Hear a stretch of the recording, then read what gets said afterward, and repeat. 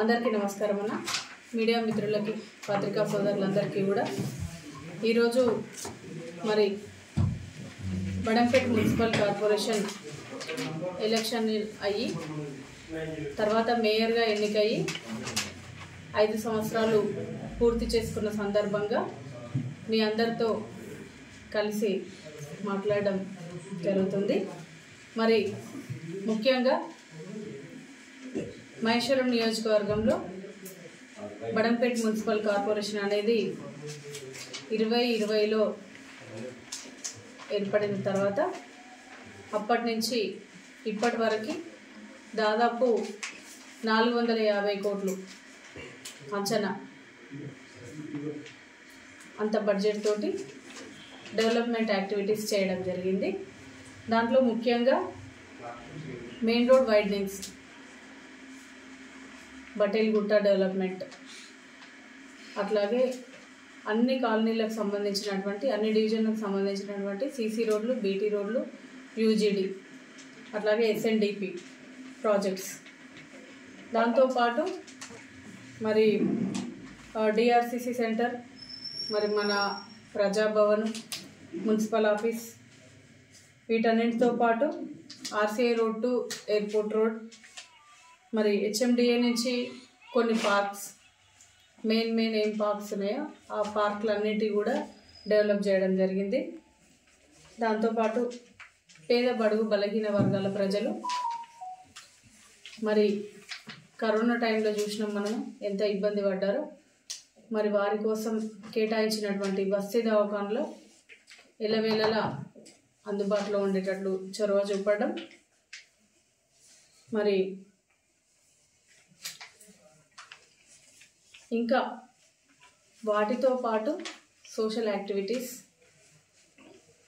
ప్రజలకి ఎప్పుడూ అందుబాటులో ఉంటూ నిరంతరం రాజకీయంగా కాదు ఒక సామాజికంగా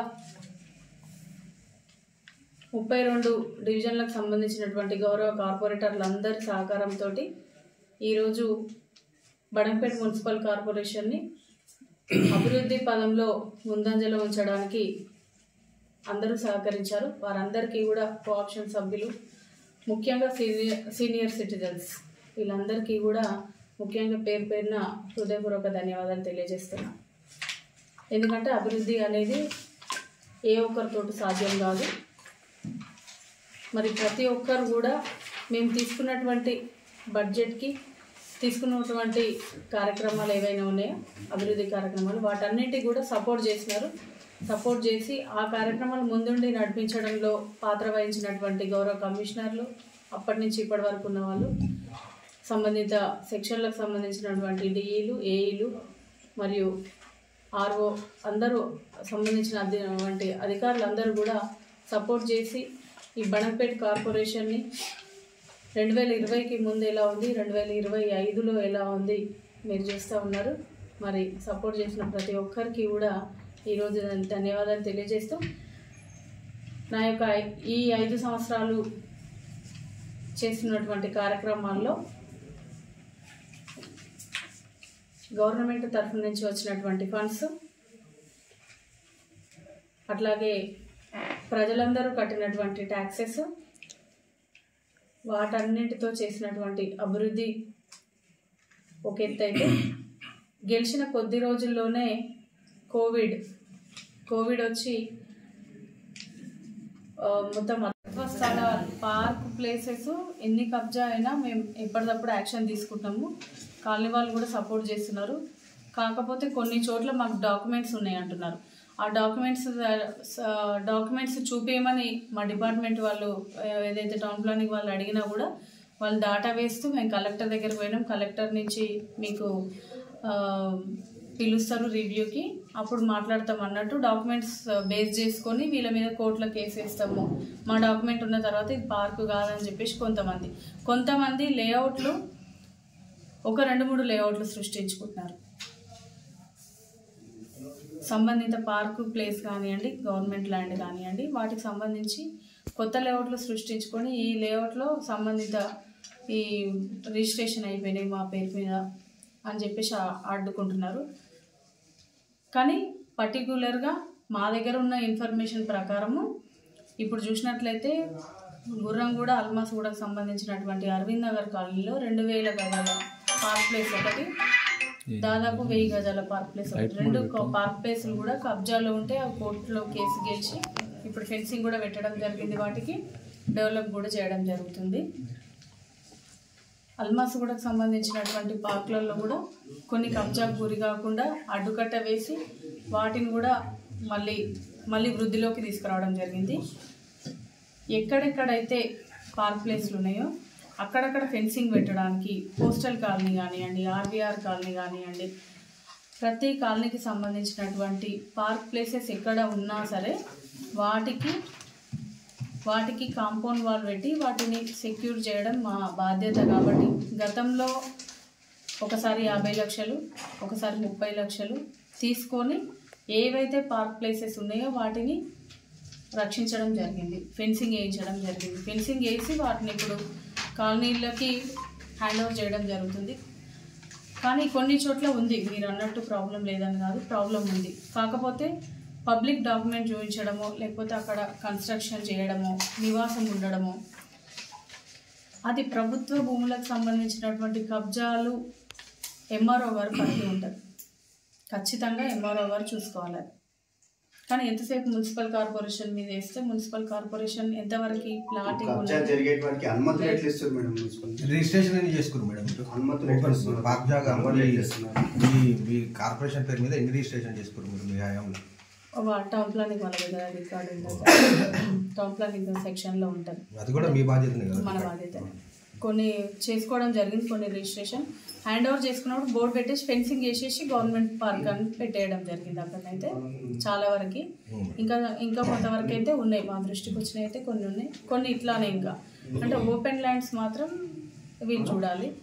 కానీ అనుమతులు ఇచ్చిన ఏవి ఉన్నా సరే అది జెన్యూన్ కాదు అన్నప్పుడు కంప్లైంట్ ఇస్తే ఆపడం జరుగుతుంది.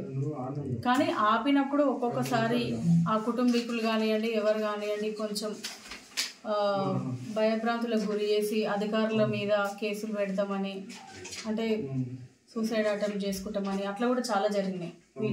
వీళ్ళు వెళ్ళి ఆ కబ్జా ఏవైతే ఉందో వాటిని తొలగించి కాపాడాలనే ప్రయత్నంలో చాలా వరకు గొడవలు జరిగినాయి. దాంట్లో పోలీస్ ప్రొటెక్షన్ కూడా తీసుకోవడం జరిగింది, పోలీస్ ఇన్వాల్వ్మెంట్ కూడా చేయడం జరిగింది. ఇరిగేషన్ శాఖకు సంబంధించినటువంటి అధికారులు రావడం పోవడం తప్పితే ఇరిగేషన్ డిపార్ట్మెంట్ ప్రత్యేక చొరవ తీసుకోవాలి. ఫిరంగి నాలా ఎక్కడుంది ఏంటి అనేది దాన్ని మార్కింగ్ చేసి ఆ ఫిరంగి నాలా కబ్జా కాకుండా చూసే బాధ్యత ఇరిగేషన్ డిపార్ట్మెంట్. ఇరిగేషన్ డిపార్ట్మెంట్ వాళ్ళు చెరువులు ఓవర్ఫ్లో అయ్యి కట్టలు తెగిపోయి ప్రజల ఇళ్లలోకి నీళ్ళు వచ్చినా కూడా పట్టించుకున్న పాపాన పోలేదు. ఒక సిమెంట్ బస్తా వేయడానికి కూడా కార్పొరేషన్ మీదనే డిపెండ్ అయిన రోజులు ఉన్నాయి, మీరు కూడా చూసిరు. ఎన్నిసార్లు అధికారులకు కంప్లైంట్ ఇచ్చినా డీఈలకు కానివ్వండి, ఎస్సీ లెవెల్లో మేము వెళ్ళి అడిగినా కూడా వాళ్ళు యాక్షన్ తీసుకుంటామనడం తప్పితే ఎక్కడ కూడా తీసుకోలేదు. ఫిరంగి నాలాలకు సంబంధించి అట్లాగే చెరువుల ఎఫ్టీఎల్ సంబంధించినటువంటి డాటా మొత్తం వాళ్ళ దగ్గర ఉంది. వాళ్ళు యాక్షన్ తీసుకోవడం కానివ్వండి, లేదంటే ఇది కబ్జా గురి అవుతుంది మీరు ఇక్కడ ఫెన్సింగ్ వేయండి అని ఒక బార్డర్ ఫిక్స్ చేసి ఇస్తే చేయడానికి మా కార్పొరేషన్ నుంచి రెడీగా ఉన్నాం. ఇప్పుడు కూడా రీసెంట్గా కూడా ఈ మీటింగ్లో జరిగిన దాంట్లో 50 లక్షల వరకు కేటాయించడం జరిగింది. పార్క్ ప్లేసెస్ ఏవి ఉన్నా ఇప్పటి నుంచి ఆఫీసర్ల హయాంలో ఉంటుంది కాబట్టి, ఆఫీసర్ల చేతిలో ఉంటుంది కాబట్టి వాళ్ళైనా కట్టడి చేయడానికి ఒక 50 లక్షల వరకు తీర్మానం చేసి పెట్టినారు. ఇప్పుడు పార్క్ జాగాలో కొన్ని సమస్యలు ఉన్నాయని మీరే చెప్తున్నారు కదా, మరి మేయర్గా మీరు 5 years ఉన్నారు, మీ దృష్టికి చాలా సమస్యలు వచ్చి ఉంటాయి కాబట్టి మీరు కూడా చెప్తున్నారు. మరి హైడ్రాకి మీరేమన్నా సూచనలు కానీ విజ్ఞప్తి కానీ ఏమైనా చేస్తారు మేయర్గా?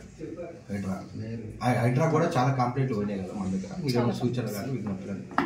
ఓకే, హైడ్రా అధికారులు ముఖ్యంగా ఎఫ్టీఎల్ బఫర్ జోన్ ఏవైతే ఉన్నాయో వాటన్నింటిని గుర్తించి కంప్లైంట్ వచ్చిన దగ్గరికి వెళ్ళడం జరుగుతుంది. అక్కడెక్కడ నిర్మాణాలు ఏమైనా ఉంటే కూడా తొలగించడం జరుగుతుంది.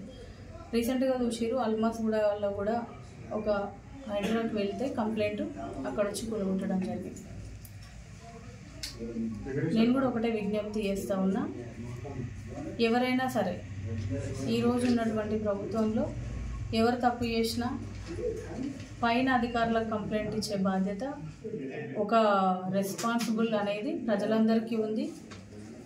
ప్రజలందరూ కూడా డైరెక్ట్గా వెళ్ళి ఇవ్వచ్చు. ఇచ్చినప్పుడు సంబంధిత అధికారులు యాక్షన్ తీసుకోవడం జరుగుతుంది.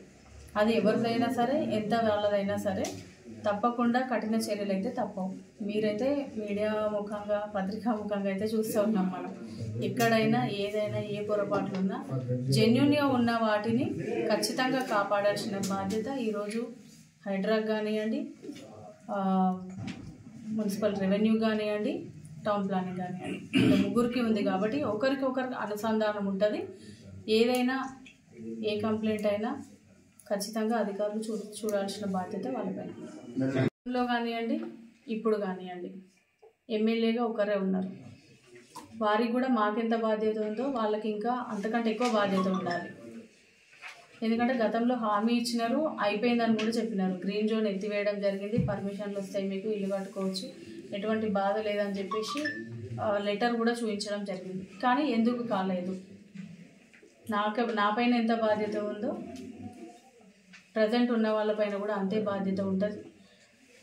నేను నా డ్యూటీని ఖచ్చితంగా అది ఇంప్లిమెంట్ అయ్యే వరకు పోరాడతాను తెలియజేస్తాను. ఉందామనుకున్నాం కానీ కొన్ని కారణాల వల్ల పోయింది. కాబట్టి గౌరవ పెద్దలు సీఎం గారు, డిప్యూటీ సీఎం గారు, ఇన్ఛార్జ్ మినిస్టర్ గారు వాళ్ళు ఏ నిర్ణయం తీసుకున్నా ఆ నిర్ణయానికి కట్టుబడి ఉంటా. ఏ పదవి ఇచ్చినా ఎప్పుడు కూడా తగ్గకుండా పనిచేయడమే నా బాధ్యత, నా కర్తవ్యం కూడా. ఏదైనా ఒక పదవిలో ఉన్నాను అంటే అది ఒక డ్యూటీ లాగా భావిస్తా. కాబట్టి మార్నింగ్ టు ఈవినింగ్ వరకు ప్రజల్లో ఉండి పనిచేసే తత్వం నాది. మరి అది గుర్తించి గౌరవ పెద్దలు ఏ పదవి ఇచ్చినా, ఏ బాధ్యత ఇచ్చినా సంపూర్ణంగా చేస్తానని తెలియజేస్తాను. బడాయిపేట్ మున్సిపల్ కార్పొరేషన్ పాలక మండలి ముగియడంతో మరి మేయర్ గారు అంటే ఎక్స్ మేయర్ గారు కానీ మేము కార్పొరేటర్లం, ఎక్స్ కార్పొరేటర్లం కానీ